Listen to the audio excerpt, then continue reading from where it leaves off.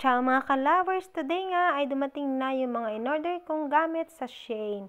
Dahil nga tambay ako at wala akong masyadong budget ay naisipan ko na lang mag-online shopping dito sa Shein kasi nga ay mas mura ang mga bilihin dito. Wala na nga ako mga winter clothes at kailangan ko na rin bumili ng mga bagong gamit pero gusto ko rin namang magtipid kaya naisipan ko na lang na umorder online. Dito kasi sa Shein ay mura lang talaga yung mga damit at mga accessories para lang siyang presyong Pilipinas. Yun nga lang ang problema kapag o-order ka ng gamit online ay hindi mo pwedeng isukat ang damit.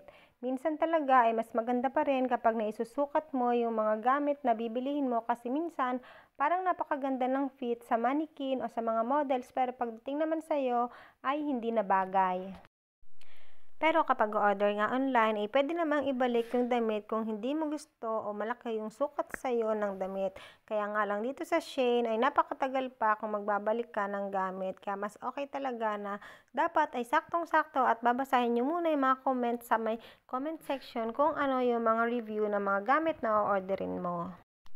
Pero itong na-order ko ngayon sa Shein ay napakaganda lahat. Itong isang to ay hikaw. Ayan, murang-mura lang to. Kung sa presyo sa Pilipinas ay 50 pesos lang siya.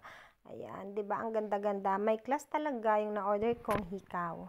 Hindi nga siya halatang mumurahin. Ako talaga mga ka-lovers, wala akong mga gintong gamit. Gusto ko naman sana ng mga ginto, kaya nga lang ay wala akong pambili.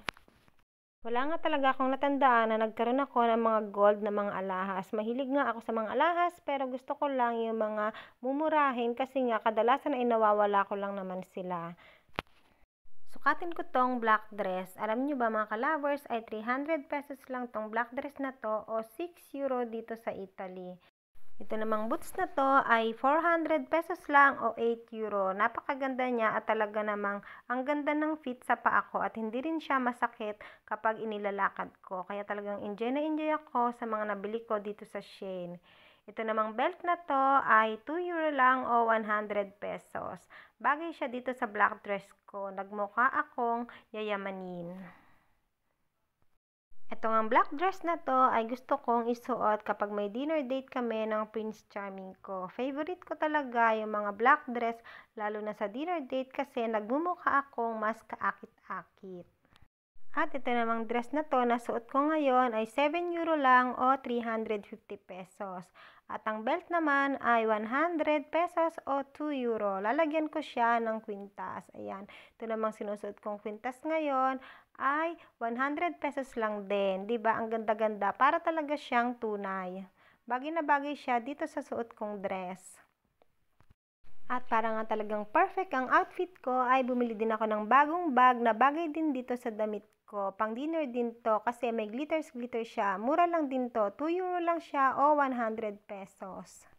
First time ko ngang umorder ng Joboto sa Shein kasi dapat kapag Joboto talaga ay yung medyo mamahalin naman mga ka-lovers kasi dahil napakalamig nga kapag winter dito sa Italy, kailangan talaga ay yung makapal na Joboto ang gagamitin at yung talagang pangmatagalan ng buhay. Usually yung mga Joboto ko ay medyo mamahalin naman kasi naman inaabot naman yun sa akin talaga ng halos 5 taon at minsan nga ay mas matagal pa. Pero itong Joboto na nabili ko dahil nagandahan ako ay binili ko na siya. 15 euro lang siya o 750 pesos. Hindi na masama kasi napakaganda niya kahit hindi siya ganon kainit. So, hanggang dito na lang muna ang aking Shein haul. Bali nga pala ang nagastos ko sa mga napamili ko sa Shein ay nasa 2,500 pesos lang lahat. O diba, mura na mga ka-lovers. So, paano? See you again next time mga ka-lovers. Bye-bye. Thank you for watching. Ciao, ciao!